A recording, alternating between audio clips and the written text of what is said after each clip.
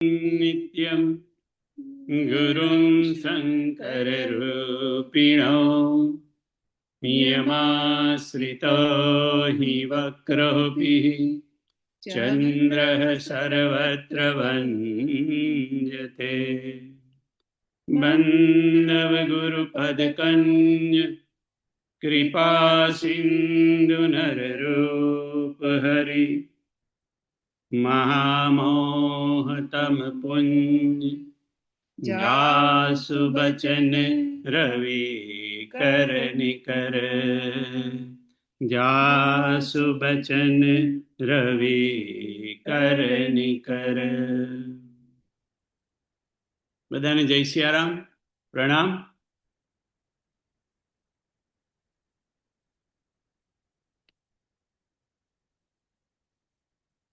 हम हूँ कब अब ठकुर सोहाती,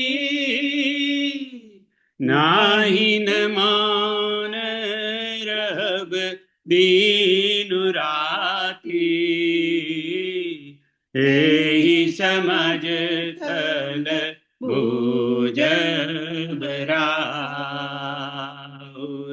मान मलिन में बोल बबाउर। हम हूँ कभी अब ठकुर सोहाती, नाही तमान रहब दीनु राती। માનસ મૌન. આપણે ગયા વખતે વાત થઈ કે સાવરકુંડલા વાળા સેંજલ વાળા ગુણવંત બાપુને ચિઠ્ઠી લખીને મોકલાવી કે ન બોલ્યામાં 9 ગુણ. હવે આપણે આ બધાએ જ કહેવત સાંભળેલી છે કે ન બોલ્યામાં 9 ગુણ. પણ મને એવું થાય છે કે આપણને ક્યારેય એવો વિચાર આવતો નથી કે આ 9 ગુણ શું હશે. છોડભાઈ, ક્યારેય વિચાર આવ્યો એવો કે આપણે કહેવત તો કહીએ કે ભાઈ ન બોલ્યામાં 9 ગુણ, પણ આ 9 ગુણ શું હશે એવું કોઈ દિવસે આપણને કંઈક વિચારે આવતો નથી. પણ હવે આ ગુણુ બાપુએ આપણી પર એ કરી અને પ્રસાદી મોકલી આપી બાપુને, અને બાપુએ એ પ્રસાદી પછી આપણા બધા જોડે શેર કરી કે આ 9 ગુણ કયા છે. એ ગુણુ બાપુની પ્રસાદી એમનો સ્વાધ્યાય હું તમારી જોડે શેર કરું. અને થોડાક ઘણા તો આપણે ઓલરેડી એની ચર્ચા કરી ગયા. પહેલો ગુણ ન બોલ્યાનો. ન બોલવાથી કોઈની નિંદા થતી નથી. ન બોલવાથી કોઈની નિંદા થતી નથી. બીજું, ન બોલવાથી આપણે જૂઠ કે અસત્યથી બચી જઈએ છીએ. ન બોલીએ નહીં એટલે એટલું જૂઠું ઓછું બોલાય, અસત્ય એટલું ઓછું બોલાય. ત્રીજું, ન બોલવાથી કોઈની સાથે વેર ઝઘડો થતો નથી. બોલીએ નહીં, મોટા ભાગના ઝઘડા, મોટા ભાગનું વેર એ બોલવાથી જ શરૂ થતું હોય છે. એટલે ન બોલવાથી કોઈ સાથે વેર ઝઘડો થતો નથી. ચોથો ફાયદો, ન બોલીએ તો કોઈની માફી માંગવી પડતી નથી. કારણ કે એવું કશું બોલવામાં કંઈક એવું બોલાઈ જાય પછી આપણે એની ક્ષમા માંગવી પડે, એની માફી માંગવી પડે. એનો ચોથો ફાયદો કે કોઈની માફી કે ક્ષમા યાચના કરવી નથી પડતી. પાંચમું, ચાલો કદાચ આપણે કોઈકને કંઈ કહી દીધું અને એની માફી ન માગી, ક્ષમા યાચના ન કરી, પણ આપણને અંદર તો પસ્તાવો થાય ને કે આપણે આ ખોટું બોલ્યા. ભલે આપણે એટલી હિંમત ના બતાવીએ કે જઈને માફી માંગીએ, પણ અંદર આપણને તો ખબર પડે ને કે મેં આ ભૂલ કરી, એને થોડો પસ્તાવો થાય. એટલે ગુણુ બાપુ કહે છે કે આપણે પસ્તાવાથી પણ બચી જઈએ છીએ. છઠ્ઠો ફાયદો, જેટલું ઓછું બોલીએ કે મૌન રાખીએ એટલો આપણો સમય બચી જાય છે. કારણ કે બોલવામાં આપણો કેટલો બધો સમય બરબાદ કરીએ છીએ. આખો દિવસ બોલ જ કરતા હોય છે, જેને બાપુ વ્યર્થ કાલત્વમ કહે છે. એ બધું બોલવું એ બધું વ્યર્થ કાલત્વમ છે. ઘણી વાર તો આપણે બેસીને 2-3 કલાક છોડભાઈ ગપ્પા મારીએ. આપણે શું કહીએ કે ચાલો ગપ્પા મારીએ, વ્યર્થ કાલથમ, અને એમાં આપણને મજા આવતી હતી, મજા આવે છે. શું કરીએ તો કે ચાલો ગપ્પા મારીએ, કે બોલો એમાં વ્યર્થ. અને આપણને ત્યારે વ્યર્થ કાલત્વમ શબ્દ જ ખબર નથી. આ તો બાપુની પ્રસાદી આપણને કે વ્યર્થ કાલત્વમ શબ્દ આપણને ખબર પડી એનો. 7મું, મૌનમાં કર્મ કરવાની બહુ ઈચ્છા નથી થતી. મૌન તમે રાખો, કર્મ કરી શકો બાપુ, કે કર્મ કરવામાં કોઈ બાધા નથી, પણ અતિ કર્મ કરવાની ઈચ્છા ન થાય. મૌન રાખો ને તો તમે શાંતિથી બેઠા હોય, એટલે અતિ રજોગુણથી તમે બચી જાઓ. 8મું, મૌન તમે રાખો એટલે આપોઆપ થોડું ઘણું, હમણાં પ્રતિભાઈ કહેતા હતા એવું, થોડું ઘણું ચિંતન, મનન ને સુમિરન આપોઆપ થવા મળે. બીજું બધું ઘણું આવે એનું, હમણાં રતિભાઈ કહ્યું, પણ થોડું થોડું સ્મરણ, ચિંતન, મનન, એ મૌન રાખો એટલે થોડું ઘણું તો થઈ જ જાય. એનો 8મો ફાયદો. અને છેલ્લો 9મો ફાયદો કીધો ગુણુબાપુએ, કે મૌન રાખવાથી ભીતર અને અંદર બંને શાંતિનો અનુભવ થાય છે. આપણે કઈક વખત એની ચર્ચા થઈ કે ભીતર પણ શાંતિ અને બહાર પણ શાંતિનો અનુભવ થાય છે. આ ન બોલ્યામાં 9 ગુણ ગુણુબાપુએ બોલ્યા. નિંદા ન થાય, જૂઠું ના બોલાય, વેર ઝઘડો ના થાય, માફી ના માગવી પડે, પસ્તાવો ન કરવો પડે, સમય બચી જાય, અતિ કર્મથી બચી જઈએ, ચિંતન, મનન ને સ્મરણ વધે, અને શાંતિનો અનુભવ થાય. આ 9 ગુણ ન બોલ્યાના છે. વર્ષો પહેલા બાપુ કહે છે કે એક પત્રકારે મને અંગ્રેજીમાં મારો ઇન્ટરવ્યુ લીધો, અને ઇન્ટરપ્રિટર સાથે વાતચીત થતી હતી બાપુ કે. અને એ પત્રકારે મને પ્રશ્ન કર્યો કે બાપુ તમે કંઈક મૌન વિશે કંઈક કહો. એટલે એ વખતે મેં એને જવાબ આપ્યો તો એ તમારી સાથે એ સંવાદ તમારી સાથે શેર કરું એવું કરીને બાપુએ માનસ મૌનમાં એ સબ્જેક્ટ લીધો કે મૌનના 3 લેવલ છે, મૌનના 3 સ્તર છે. 3 સ્તર. પ્રથમ સ્તર એટલે પ્રથમ લેવલનું મૌન, જેમાં આપણે મૌન રહીએ એટલે આપણો બોલવાનું બંધ થઈ જાય, આપણો અવાજ બંધ થઈ જાય. એ વખતે જ્યારે આપણે બોલવાનું બંધ કરી દઈએ અને મૌન રાખીએ ત્યારે આપણને બહારના અવાજ તો સંભળાય, આપણે તો આજુબાજુનો જે બધો અવાજ હોય એ આપણને સંભળાય. આપણે મૌન છે પણ આજુબાજુનો અવાજ સંભળાય. તો શરૂઆતમાં એ આપણને અવાજ બહુ એટલું બધું ડિસ્ટર્બ કરે નહીં, પણ જેમ જેમ આપણું મૌન પાકતું જાય બાપુ કે એવી રીતે ત્યારે આજુબાજુનો જે અવાજ આવે ને એ આપણને બહુ વધારે પડતો લાગવા માંડે.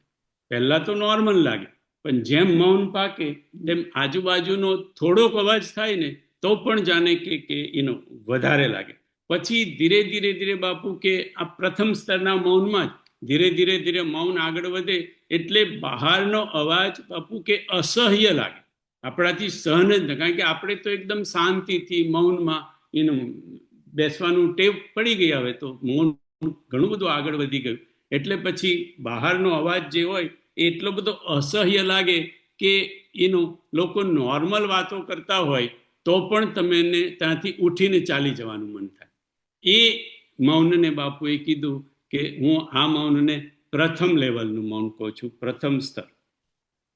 બીજું સ્તર મૌનનું કે આ બીજા સ્તરની અંદર બહારનો જે અવાજ છે જે અસહ્ય લાગતો હતો એ ધીરે ધીરે બહારનો અવાજ બંધ થઈ જાય. હવે તમને ગમે એટલા અવાજમાં બેઠા હોય, બાપુ કે ને કે અકેલે મેં મેલા और મેલે મેં અકેલા, આટલા બધાની વચ્ચે તમે બેઠા હોય તો બાપુ કે તમને એ અવાજ કઈ ડિસ્ટર્બ થાય નહીં, તમને કંઈ ખબર જ પડે નહીં કે મારી આજુબાજુ આટલો બધો અવાજ થાય છે. તમે એ સ્થિતિમાં મૌનની પહોંચી ગયા. પણ એવું જ્યારે શરૂ થાય બાપુ કે બહારનો અવાજ તમને બિલકુલ ડિસ્ટર્બ ન કરે, તમને કાને અથડાઈને જતો રહે, ત્યારે અંદરના અવાજ શરૂ થાય. હમણાં રતિભાઈ કહેતા હતા એવું કે મૌન રાખ્યું એટલે બીજા બધું ઉભરાય, એટલે એમ કે બાપુ કે અંદરથી બધું ઉભરાય અને અંદરના અવાજ ધીરે ધીરે ધીરે વધતા જાય. એટલી હદ સુધી બાપુ કે છે કે જેમ બહારનો અવાજ અસહ્ય થઈ ગયો હતો એક પહેલા લેવલમાં, એવી રીતે આ બીજા સ્તર પર તમને અંદરનો અવાજ અસહ્ય થઈ જાય. ભીતરથી અંદરથી એટલો બધો અવાજ આવે કે તમને થાય કે શું કરવું એનો, કારણ કે આ તો ભીતરનો અવાજ છે, તમે એને બંધ પણ ન કરી શકો.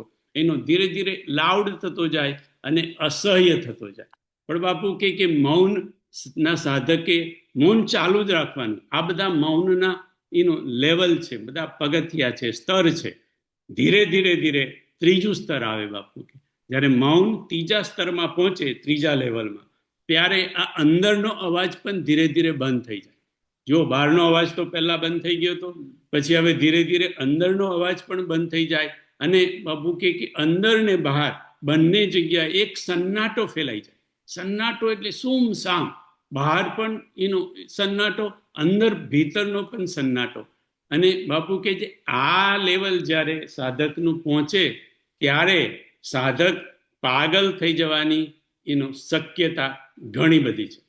બહારનો પણ અવાજ સન્નાટો, અંદરનો પણ સન્નાટો, ત્યારે એનું એનું એનું રહેણી કરણી એની એ બધું એનો એક પાગલ જેવું થઈ જાય. તેને કે પાગલ માણસ વર્તન કરતો હોય ને એવી રીતે. અને પાગલ થવાની શક્યતા પણ એમ કે એનો વધી જાય આ સ્તરમાં. પણ સાધકે મૌન નહીં છોડવાનું, કારણ કે આ લેવલ પર, ત્રીજા લેવલ પર જ્યારે સાધક પહોંચે બાપુ કે ત્યારે સદગુરુ એની રક્ષા કરે. સદગુરુને ખબર પડી જાય કે મારો સાધક હવે આ છેલ્લા લેવલ પર, ત્રીજા લેવલ પર પહોંચેલો છે અને એની રક્ષા કરવા માટે સદગુરુની કૃપા એ વખતે એની રક્ષા કરે કે મારો આશ્રિત ક્યાંક પાગલ ન થઈ જાય. બાપુ કે છે, મારા શ્રોતાઓ, એક વાત યાદ રાખજો તમે કે જે બુદ્ધ પુરુષના ચરણોમાં આપણી પૂરેપૂરી શ્રદ્ધા હોય, જે બુદ્ધ પુરુષના ચરણોમાં આપણી પૂરેપૂરી શ્રદ્ધા હોય, જે બુદ્ધ પુરુષની આપણે પૂર્ણ શરણાગતિ સ્વીકારેલી હોય અને જે બુદ્ધ પુરુષને આપણે ખૂબ જ આરાધ્યા હોય, એ બુદ્ધ પુરુષ આપણું બહુ જ ધ્યાન રાખે છે. આપણને ખબર ન હોય, આપણને ખબર ન પણ પડે એવી રીતે એ આપણું એનું ધ્યાન રાખતો હોય છે. આપણું જ નહીં, આપણા પૂરા પરિવારનું ધ્યાન રાખે. આપણું તો ધ્યાન રાખે જ, પણ આપણા પરિવારનું એનું ધ્યાન રાખે. જેમ પ્રણત કુટુંબ પાલ રઘુરાઈ. પ્રણત કુટુંબ, પ્રણત એટલે શરણાગત, શરણાગતને નહીં, પ્રણત કુટુંબ પાલ રઘુરાઈ. શરણાગતને નહીં, આખા શરણાગતના કુટુંબને એમ કે એનો આ બુદ્ધ પુરુષ એનું ધ્યાન રાખે.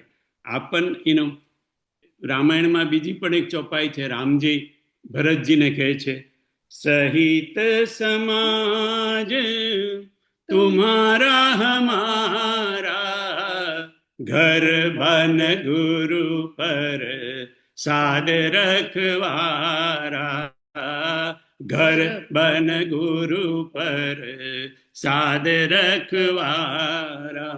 હે ભરતભાઈ, તું શું કરવા ચિંતા કરે છે? સહિત સમાજ, આખા સમાજ સાથે. આપણે તો ખાલી પરિવારની વાત થઈ, અહીંયા રામજીએ તો કીધું સહિત સમાજ, આખા સમાજ સાથે.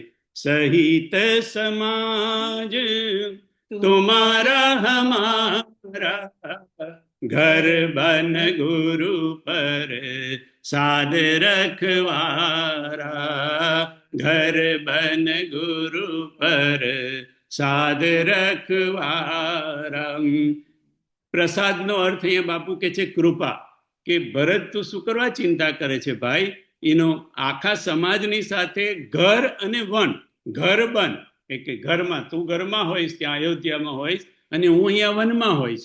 એટલે અયોધ્યામાં પણ ગુરુની કૃપા બધું કામ કરશે અને વનમાં પણ ગુરુની કૃપા કામ કરશે. હવે આપણને થાય કે આ શક્ય છે ખરું કે ગુરુની કૃપા ઘરમાં પણ કામ કરે, વનમાં પણ કામ કરે? કુટુંબને પણ પાડે, આખા સમાજને પણ પાડે. તો બાપુએ એનો કથા 2-3 વાર કહી છે, તમને કદાચ યાદ આવી જશે બધાને, કે ભક્તમાલ એનો નામનો એક નાનકડો ગ્રંથ છે, અને એમાં બધી ભક્તોની કથા છે. એમાં એક નાભાજીની કથા આવે છે. આપણે બધાએ સાંભળી જ છે કે નાભાજી એ પોતાના ગુરુ અગ્રદાસજીને, નાભાજીના ગુરુ એમનું નામ છે અગ્રદાસજી, એ અગ્રદાસજીને નાભાજી એનો પંખો નાખતા હતા. એનો ઉનાળાનો ગરમીના દિવસો હશે, એનો ગુરુ બેઠા હતા અને નાભાજી એમને પંખો નાખતા હતા એનો, અને ગુરુ આંખ બંધ કરી અને એનું હરિનું સ્મરણ કરતા હતા. એમની આંખો બંધ હતી, હરિનું સ્મરણ કરતા હતા. ચહેરા પર એકદમ પ્રસન્નતા હતી ગુરુના ચહેરા પર, અને નાભાજી એમની સેવા કરતા હતા, પંખો નાખતા હતા. તો પંખો નાખતા નાખતા એનો નાભાજીએ જોયું કે ગુરુના ચહેરા પર જે પ્રસન્નતા હતી તે હવે પ્રસન્નતા ધીરે ધીરે બદલાવા માંડી, અને એની બદલે ચિંતાની રેખાઓ થોડા એમના મોઢા પર, ગુરુના મોઢા પર નાભાજીને દેખાય. એટલે નાભાજી વિચાર કરવા માંડ્યા, ગુરુજી બેઠા છે, હું એ નાખું છું, અને આ પ્રસન્નતા હમણાં હતી, અને આ પ્રસન્નતા ક્યાં જતી રહી? એમને શું થયું? કશું તો થયું નથી, આપણે તો હજી તો બેઠા છે ત્યાં, અને આ પ્રસન્નતા કેમ જતી રહીને એમના ચહેરા પર? એટલે નાભાજીએ પણ આંખો બંધ કરી, અને નાભાજી એનો પંખો નાખવાનું તો ચાલુ જ રાખ્યું, શરીરની સેવા, પણ છોડુભાઈ મનની સેવામાં પહોંચી ગયા. નાભાજી પોતાના ગુરુના મન સુધી પહોંચી ગયા. હવે તમે વિચાર કરો કે નાભાજીનું લેવલ કેવું હશે, કે આમ તો જોવા જઈએ તો શિષ્ય એ છોટભાઈ ગુરુનું મન કહેવાય. શિષ્ય ગુરુને મન ન હોય, શિષ્ય એ જ ગુરુનું મન, પણ શિષ્યોની ચિંતા એ જ ગુરુનું મન, એટલે એ ચિંતા એનો અગ્રદાસજીને સતાવતી હશે. અને નાભાજીએ જોયું, એનું ધ્યાન ધરીને જોયું કે આ ગુરુના મનમાં શેની ચિંતા થાય છે. તો અગ્રદાસજીનો એક શિષ્ય એનો દરિયામાં મુસાફરી કરતો હતો, ને દરિયામાં તોફાન આવેલું, અને એકદમ બધું એટલું બધું તોફાન હતું, એટલે એ શિષ્ય પોતાના ગુરુ અગ્રદાસજીને યાદ કર્યા, અને કે ગુરુ મને બચાવો, મને તમે કંઈક કરો, આ તોફાનમાંથી મને ઉગારો. એટલે અગ્રદાસજીને એ શિષ્યની ચિંતા થઈ. હવે હજી અગ્રદાસજીની તો આંખો બંધ જ છે, પણ નાભાજીને ખબર પડી ગઈ કે ગુરુને મારા ગુરુને એમના બીજા શિષ્યની ચિંતા છે. એટલે એમને પંખો નાખતા નાખતા એમને દિશા બદલી કાઢી, અને બીજી દિશામાં પંખો નાખવા માંડ્યા. અને હવે પંખો તો અહીંયા નાખે છે, અગ્રદાસજીની બાજુમાં છે ત્યાં, અને ત્યાં દરિયામાં જે પવનની આખી દિશા હતી એ બદલાઈ ગઈ. પ્રતિકૂળ પવન હતો એ હવે અનુકૂળ થઈ ગયો અને વાહન એકદમ સારી રીતે ઝડપથી એમ કે કિનારા તરફ જવા માંડ્યું. અને અગ્રદાસજીને ખબર પડી ગઈ કે નાભાજીએ એમ કે આવી રીતે, કારણ કે પેલો શિષ્ય તો પછી તો એ થઈ ગયો, એટલે એને ગુરુને કીધું હશે ને, જે રીતે આભાર માનવો હોય કે એને કરવાનું હોય એને કીધું. એ નાભાજી એટલે અગ્રદાસજીને ખબર પડી, એટલે અગ્રદાસજીએ આંખ ખોલી અને નાભાજી તરફ જોયું, અને નાભાજીને ખૂબ જ ખાલી બોલ્યા વગર જ એમ કે આંખથી જ ખૂબ જ એમને નાભાજીને આશીર્વાદ આપ્યા. હવે આપણે કહીએ છીએ કે સહિત સમાજ તુમ્હારા હમારા, ઘર બન ગુરુ પર સાદ રખવારા. અરે ઘરમાં અને વનમાં ગુરુની કૃપા એમ કે આપણી રખોપારી કરશે, રક્ષા કરશે. પણ આ તો ઉષાભાઈ ગુરુ નથી, ગુરુ તો અગ્રદાસજી છે, ગુરુનો શિષ્ય છે. હવે તમે વિચાર કરો, બાપુ કે છે કે શિષ્ય જો આ કરી શકતો હોય તો ગુરુ શું ન કરી શકે? જો શિષ્યમાં આટલી, અને પછીથી તો નાભાદાસજી પણ ગુરુ કહેવાયા. પણ આ ઘટના જ્યારે બની, લગભગ 400 વર્ષ પહેલાની આ ઘટના છે, તો આ ઘટના બની ત્યારે તો નાભાજી તો શિષ્ય હતા, તો શિષ્ય જો આ કરી શકતો હોય તો ગુરુ કેમ ન કરી શકે? એટલા માટે ગુરુ આખા આપણા કુટુંબને એનો પ્રાણ જે શરણાગત હોય એના, એટલે બાપુએ કીધું કે મારા શ્રોતા આ યાદ રાખજો, જે બુદ્ધ પુરુષના ચરણોમાં આપણી પૂરેપૂરી શ્રદ્ધા હોય, જેની આપણે પૂર્ણ શરણાગતિ સ્વીકારેલી હોય અને જેને આપણે ખૂબ આરાધ્યા હોય, એ આપણું જ નહીં પણ આપણા આખા પરિવારનું એનું ધ્યાન રાખતા હોય છે. તું જહાં જહાં ચલેગા મેરા સાયા साथ होगा, मेरा साया मेरा साया मेरा साया. હવે આપણા કદાચ બુદ્ધિમાં મગજમાં ન ઉતરે કે ગુરુનો સાયો આવો હશે કે બધાની પાસે પહોંચી શકે, પણ બાપુ કે આ નાભાજીના દાખલા પરથી તમને થોડોક ગુરુનો, શિષ્યના દાખલા પરથી તમને ગુરુની તાકાતનો ખ્યાલ આવે કે ભાઈ ગુરુ ધારે તો શું ન કરી શકે. આપણે મહાવીર સ્વામી, જગતગુરુ શંકરાચાર્ય અને ઘણા બધા બીજા એવા મહાપુરુષો માટે કહેવાયું છે કે એ લોકો જ્યારે વનમાંથી પસાર થતા છોડુભાઈ, ત્યારે 4 ગાવ સુધી, 1 યોજન સુધી, 4 ગાવ સુધી હિંસક પશુઓ હિંસા ન કરી શકતા. જ્યારે શંકરાચાર્ય અને મહાવીર સ્વામી પસાર થતા ત્યારે હિંસક પ્રાણીઓ હિંસા નહીં કરી શકતા. 4 ગાવ સુધી, 4 માઇલ સુધી, 1 યોજન. પણ બાપુ કે એ તો આપોઆપ થતું. એમાં આ મહાપુરુષો કાંઈ કરતા નહીં, એ તો ખાલી ચાલતા ચાલતા પોતાની યાત્રા કરતા હોય, પણ એમનો ઓરા, એમના પરમાણુઓ, એમના વાઇબ્રેશનની એટલી અસર થાય કે એક યોજન સુધી, 4 ગાવ સુધી પશુઓ એમની હિંસક પશુઓ એની હિંસા છોડી દે.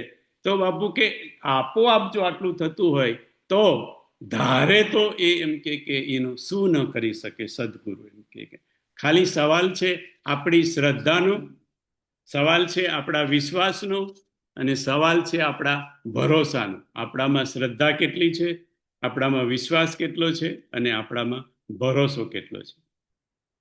મૌનના બીજા 3 પ્રકાર બાપુએ કીધા. મૌનના 3 પ્રકાર તો આપણે જોયા. બીજા કે બાપુ કે બીજી એક રીતે મૌનને જોઈ શકાય. મૌનના બીજા 3 પ્રકાર છે: તમોગુણી મૌન,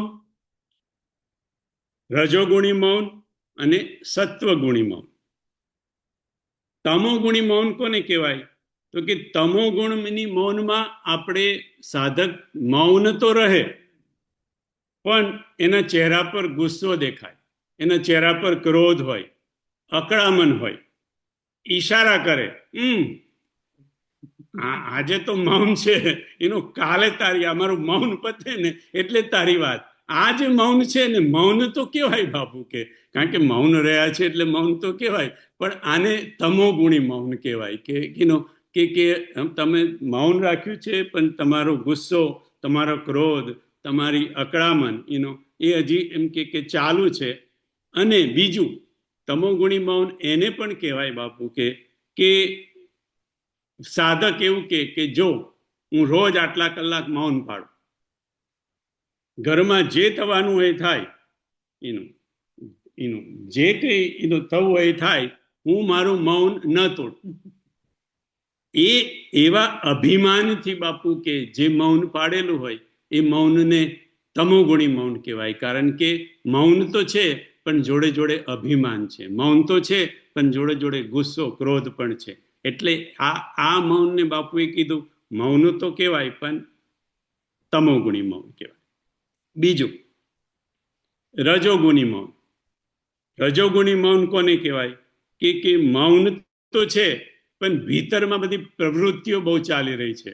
હમણાં રતિભાઈ કહેતા હતા ત્યારે મને યાદ આવતું હતું કે મેં કીધું રતિભાઈ આને રજોગુણી મૌન, બાપુએ રજોગુણી મૌન કીધું કે મૌન તો હોય પણ એટલી બધી પ્રવૃત્તિઓ અંદરથી ચાલતું હોય, આ કરવું, તે કરવું, આ પતી જાય પછી આવું કરીશ, પછી તેવું કરીશ. મન એટલા બધા ઉછાળા મારતું હોય, મન એટલા બધા ઉહો પા કરતું હોય, ઉહાપો કરતું હોય, એને રજોગુણી મૌન કહેવાય. જોડે જોડે નરેશભાઈ આપણે ફોન લઈને બેઠા હોઈએ, ટીવી ચાલુ કરીને બેઠા હોઈએ, આપણે મૌન તો હોય પણ જોડે જોડે જરા જોઈ લઉં માર્કેટમાં શું ચાલે છે.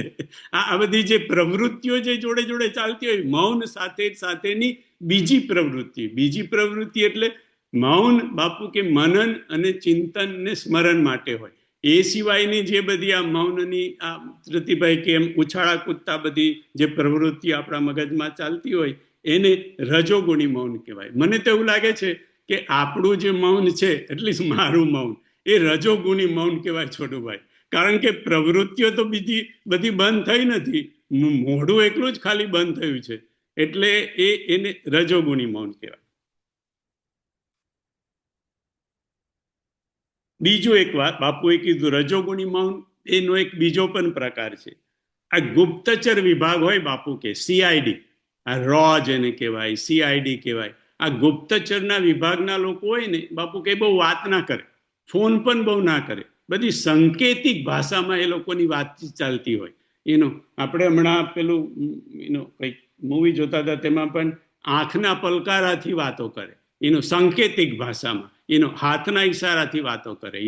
એટલે બાપુ કે એને પણ મૌન કહેવાય, કારણ કે એ લોકો મૌન રહે મોટે ભાગે, પણ એ પ્રવૃત્તિ માટેનું મૌન છે, એટલે એને રજોગુણી. રાજનીતિમાં પણ એવું હોય એમ કે ઘણી જગ્યાએ કે રાજનીતિકનો મૌન એમ કે પાડે, પણ એ તો બધું એની કંઈક બીજા સેકન્ડરી ગેઇન માટે હોય. એટલે આ બધા મૌનને બાપુએ રજોગુણી મૌન કીધું. અને છેલ્લું ત્રીજું સત્વગુણી મૌન. સત્વગુણી મૌન એ છે કે જેમાં ભીતર અને બહાર બંનેની પ્રવૃત્તિઓ શાંત હોય, ન બહારની પ્રવૃત્તિ ન ભીતરની પ્રવૃત્તિ, શરીર પણ શાંત હોય અને મન પણ શાંત હોય, અને મનમાં કેવળ મનન, ચિંતન અને હરિસ્મરણ, આ ત્રણ જ વસ્તુ ચાલતું હોય, ચિંતન, મનન અને હરિસ્મરણ. આવું જે મૌન હોય એને સત્વગુણી મૌન કીધું. બાપુએ કીધું કે ગીતામાં પણ ભક્તિ યોગમાં ભક્તના લક્ષણની, આમ તો ભક્તના લક્ષણોની ચર્ચા છે. ભક્તિ યોગ 12મો અધ્યાય, એમાં ગીતામાં ભક્તના લક્ષણોની ચર્ચા છે. પણ બાપુ કે કૃષ્ણના શબ્દોની પસંદગી તો તમે જુઓ, કૃષ્ણના શબ્દો અને એની પસંદગી અને એને કેવી રીતે ગીતામાં મૂક્યા છે, એમ કે ચર્ચા કરે છે ભક્તના ગુણોની. પણ કીધું શું? તુલ્ય નિંદા સ્તુતિર્મૌની સંતુષ્ટો યેન કેનચિત. તુલ્ય નિંદા સ્તુતિર્મૌની સંતુષ્ટો યેન કેનચિત. સીધો સાદો, આગળ તો નથી જવું, પણ સીધો સાદો અર્થ બાપુ કે ભક્ત, મારો ભક્ત, ભક્તિ યોગ વાળો મારો ભક્ત કોણ કહેવાય? જેને તુલ્ય નિંદા સ્તુતિર મૌની, એને નિંદા અને સ્તુતિ એ બંને તુલ્ય સરખા જ હોય. નિંદા કરો તોય એને કઈ અસર નહીં, એની સ્તુતિ કરો તોય એને અસર નહીં. તુલ્ય નિંદા સ્તુતિ મૌની. મારો ભગત કેવો હોય કે જે મૌની હોય. તુલ્ય નિંદા સ્તુતિર મૌની સંતુષ્ટો યેન કેનચિત. મારો ભક્ત કેવો? તો ભગવાન કહે છે કે કોઈ પણ પ્રકારે એને જે મળે એની અંદર એને સંતોષ. આઠવ જથા લાભ સંતોષા. પણ અહીંયા મૌન શબ્દ છે બાપુ કે તુલ્ય નિંદા સ્તુતિર મૌની સંતુષ્ટો યેન કેનચિત. એટલે મૌની પરથી અહીંયા કૃષ્ણ એવું પણ આપણને કહેવા માંગે છે બાપુ કે મૌની કોણ? જેને તુલ્ય નિંદા સ્તુતિ. છોડુભાઈ, મૌની કોને કહેવાય? કે મૌનીને નિંદા અને સ્તુતિ સમાન હોય છે. કેમ મૌનીને સ્તુતિ હોય છે? કે મૌની જે હોય એ નિંદા કોઈ કરે તોય કાંઈ બોલતો નથી, અને કોઈ અસ્તુતિ કરે, સ્તુતિ કરે તોય કાંઈ બોલતો નથી. હવે આપણી સ્તુતિ કરતા હોય તો મૌન રહેવું કદાચ શક્ય છે. કોઈ આપણી સ્તુતિ કરે, કોઈ આપણા વખાણ કરે તો આપણે જરા મરક હસીએ, પણ મૌન રહેવું શક્ય છે. પણ કોઈ આપણી નિંદા કરતું હોય તો આપણે મૌન રહેવું શક્ય છે એનો એટલે કે પણ મૌની બાપુ કે છે કે કૃષ્ણએ આ શબ્દો એ રીતે મૂકેલા છે કે મૌની એને કહેવાય કે જેને નિંદામાં અને અસ્તુતિ બંનેમાં જે મૌન રહી શકે છે, બોલતો નથી, અને સંતુષ્ટ. સંતુષ્ટ હોય એને કોઈ પણ રીતે સંતુષ્ટ છે. જો અસંતોષ હોય તો તરત બોલી જ જવાય બાપુ કે. એટલે કે મૌની આને કહેવાય કે જે નિંદા અને સ્તુતિને સરખા સમાન ગણે છે, અને જે બધી જ રીતે સંતોષી છે. એ જ એમ કે કોઈનો વિરોધ કરતો નથી, પ્રતિકાર કરતો નથી, એવો એને જ મૌની કહેવાય. મૌનના 7 લક્ષણ છે. મૌનના આપણે પ્રકાર જોયા, 3 પ્રકાર, 2 રીતે 3 પ્રકાર જોયા. પણ મૌનના લક્ષણ બાપુ કે 7 લક્ષણો છે, જે મૌની પુરુષમાં કોઈ મૌની બુદ્ધ પુરુષ હોય, કોઈ મૌની ઋષિ મુનિ હોય, એની અંદર આ 7 તમને જોવા મળે. આપણા જેવા લોકોમાં, સાધકોમાં, સામાન્ય માણસોમાં કે આ 7 લક્ષણોમાંથી 4 લક્ષણો સુધી આપણે છોટુભાઈ પહોંચી શકીએ. એટલે પ્રયત્ન કરીએ તો 7 લક્ષણો છે, એમાંથી 4 સુધી આપણાથી, પહેલા 4 સુધી આપણાથી પહોંચાય. પણ છેલ્લા 3 લક્ષણો એ આપણા માટે બડી દૂર નગરી છે. મોટા મોટા બુદ્ધ પુરુષો, સંત, ઋષિ મુનિઓ એ આ છેલ્લા 3 લક્ષણો સુધી પહોંચી શકે. 7 લક્ષણોમાંથી પહેલું લક્ષણ બાપુએ કીધું કે મૌન રાખવાથી સાધકનો સંયમ વધે છે. મૌન રાખવાથી સાધકનો સંયમ વધે છે, જીવન સંયમી બને છે. મૌન આપણે રાખીએ એટલે વાણીનો સંયમ તો આપોઆપ આવી જાય, રાઈટ? કારણ કે આપણે મૌન રાખ્યું છે એટલે વાણીનો સંયમ તો આવી જ ગયો, કે મૌન રાખીએ એટલે વાણીનો સંયમ. પણ ધીરે ધીરે આપણું મૌન વધે એટલે બાપુ કે વાણીનો સંયમ તો હવે તમે રાખી જ દીધો, મૌન રાખ્યું એટલે. પણ પછી ધીરે ધીરે તમને એનો આજુબાજુ બધે બહુ જોવાની પણ ઈચ્છા ના થાય, કારણ કે હવે તમને મૌન છે તો કે ચાલો હવે મૌન છે, શાંતિથી બેઠા આપણે હરિનું એનું નામ લો, એટલે ધીરે ધીરે જોવાની ઈચ્છા ઓછી થઈ જાય. મેં હમણાં ના કીધું નરેશભાઈ, ફોન જોવાની ઈચ્છા ઓછી થઈ જાય, ટીવી જોવાની ઈચ્છા, પણ એ હજી આપણે સ્ટેજ પર ગયા નથી. હજી આપણે મૌનના પહેલા સ્ટેજ ઉપર છીએ ને, એટલે હજી આ બધી ઈચ્છાઓ જોવાની બધી એમ થઈ જાય. પછી બાપુ કે આ પહેલા જ લક્ષણમાં ધીરે ધીરે ધીરે આપણને બધું સાંભળવાની ઈચ્છા ઓછી થઈ જાય. એનું ટીવી શું કે છે તે સાંભળવાની ઈચ્છા ન થાય, આજુબાજુ વાળો શું કે છે, કોઈ બધા વાતો કરતા હોય તો પણ છોડવે આપણને થાય કે હવે આપણે તો બોલવાનું નથી, પછી આ બધું સાંભળીને શું કામ છે. એટલે પછી ધીરે ધીરે બધા વાતો કરતા હોય તો એને સાંભળવાની પણ ઈચ્છા ઓછી થઈ જાય. એટલે પહેલા એનો મોઢાનો સંયમ આવ્યો, એટલે જીભનો સંયમ આવ્યો, પછી આંખનો સંયમ આવ્યો, પછી કાનનો સંયમ આવ્યો. એવી રીતે કરતા બાપુ કે ધીરે ધીરે ધીરે ધીરે વ્યક્તિ, સાધક સંયમી થવા માંડે છે. એટલે મૌનનું પહેલું લક્ષણ છે કે મૌનથી માણસ, સાધક સંયમી થાય છે. હવે એ આપણે કરી શકીએ, પહેલું છે. બીજું લક્ષણ છે કે મૌનથી આપણું શરીરનું બળ બચે છે. મૌનથી શરીરનું બળ આપણું વધે છે. એનું કારણ કે બાપુ કે બોલવામાં બહુ જ એનર્જી જાય છે. વાકપાતને એટલે વાણીને શુક્રપાત કરતા પણ વધારે એનો ઘસારાદાયક માનવામાં આવ્યો છે. વાકપાતને બહુ જ વાણી બોલવાથી શરીર ઘસાઈ જાય છે. અને મૌન રહેવાને કારણે વિક્રમી બને છે, વીર્યવાન બને છે.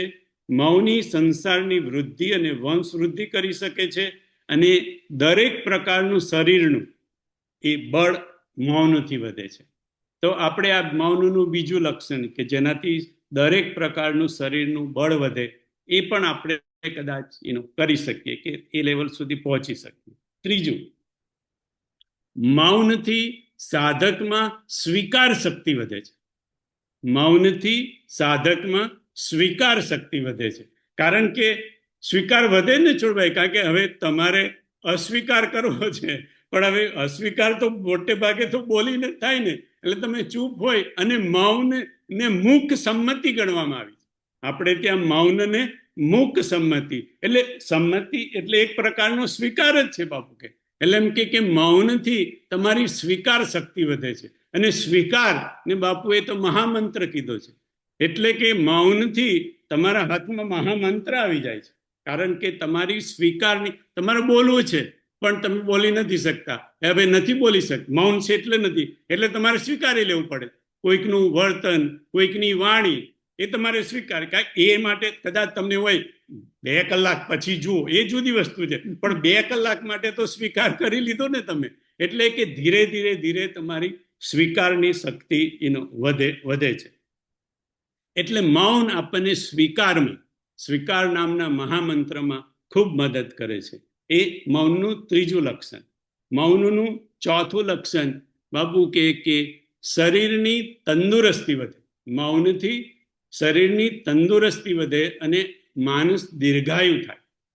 હવે બાપુ કે દીર્ઘાયુ થાય, હું હંમેશા કહું તો કે ભાઈ આપણે ચાણક્ય નીતિની વાત જોઈ કે ભાઈ માણસનું આયુષ્ય તો જન્મથી જ નક્કી છે, તો સમજવું કે ચાલો વર્ષોમાં આયુષ્ય ન વધે, પણ જે આપણું બચેલું આયુષ્ય હોય, બચેલી ઉંમર હોય, એની અંદર આપણી તંદુરસ્તી વધે, આપણે શરીર અને મન બંનેથી નિરોગી રહીએ, અને બચેલા આયુષ્યમાં આપણો આનંદ અને ઉત્સાહ ખૂબ વધે મૌન રહેવાથી. તો મૌનનો આ 4થું લક્ષણ છે કે, અને આ 4 મેં કીધું ને, સંયમી જીવન બને, શરીરનું બળ વધે, સ્વીકારની શક્તિ વધે, અને આપણા જીવનની અંદર બચેલા જીવનની અંદર આપણી તંદુરસ્તી, આપણું આરોગ્ય સારું રહે, આનંદ ને ઉત્સાહ વધે. આ 4 લક્ષણ સુધી કદાચ આપણે સાધક જો પ્રયત્ન કરીએ તો પહોંચી શકીએ. બાકીના 3 લક્ષણ જે છે એ આપણે માટે તો બડી દૂર નગરી, પણ બુદ્ધ પુરુષો, ઋષિ મુનિઓ આ લેવલ પર પહોંચી શકે. 5મું લક્ષણ બાપુએ કીધું કે મૌની પુરુષ એ મંત્ર દ્રષ્ટા થઈ શકે. મૌની પુરુષ મંત્ર દ્રષ્ટા થઈ શકે. તમે મૌન રહી અને જે મંત્રનો જપ કરતા હોય એ મંત્ર તમને ધીરે ધીરે ધીરે ધીરે દેખાવા માંડે.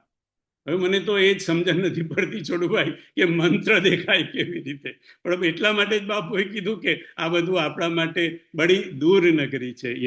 વિશ્વામિત્ર એ ગાયત્રી મંત્રના રચયતા પણ છે, ગાયત્રી મંત્રના જ્ઞાતા પણ ગણાય છે, અને ગાયત્રી મંત્રના દ્રષ્ટા પણ ગણાય છે વિશ્વામિત્રજી. એટલે પણ મેં કીધું એવું કે ભાઈ એ તો કયું લેવલ હોય એ આપણા માટે તો વિચારવું પણ કે ભાઈ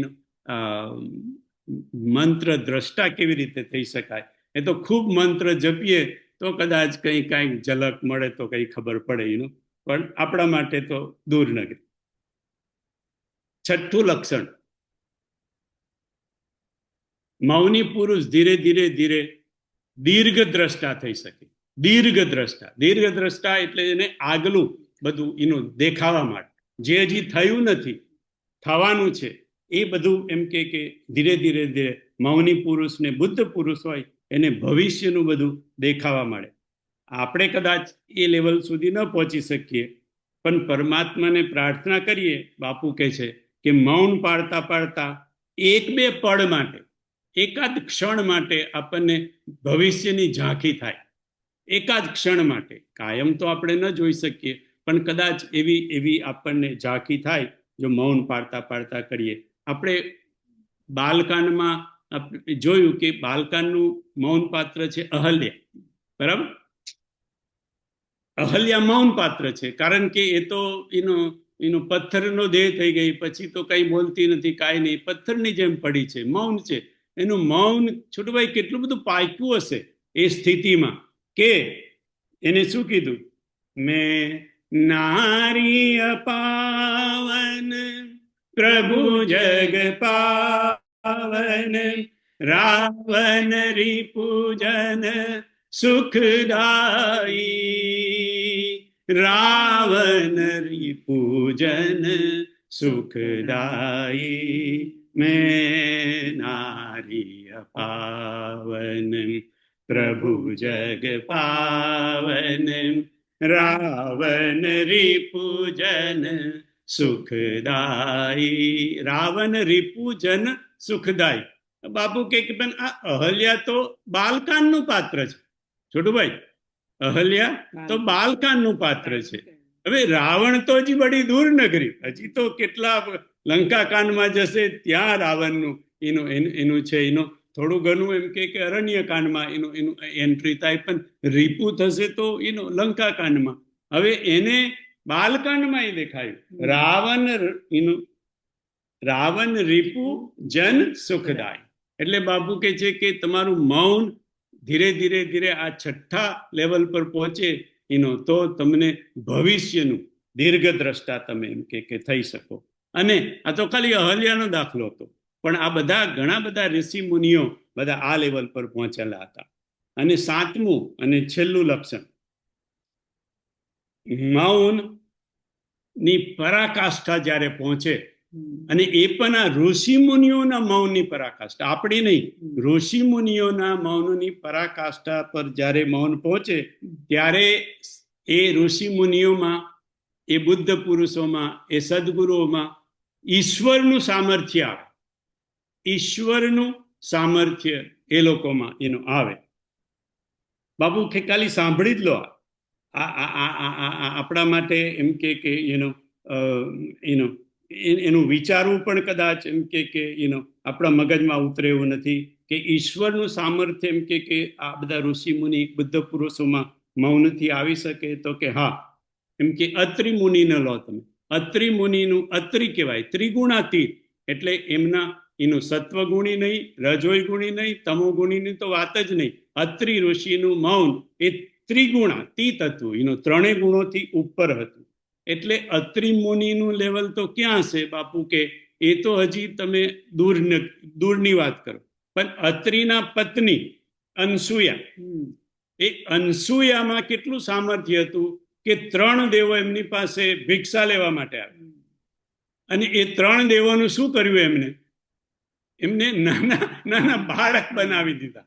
ઈશ્વરનું સામર્થ્ય, ઈશ્વરને નાના બાળક બનાવી દીધા. છોટુભાઈ, ખાલી અત્રિના પત્નીએ, અનસુયા માતાએ.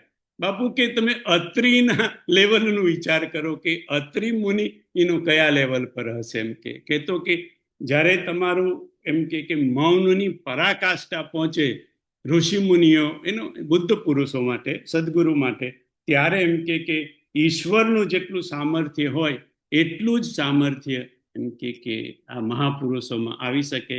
મૌન તમને એમ કે આ આપી શકે. એમ કે બાપુ કે આપણને જ્યારે સમજાય ત્યારે કે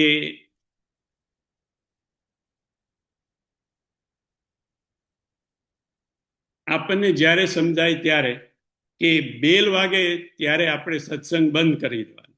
એ આપણને બધાને મારા જય સિયારામ.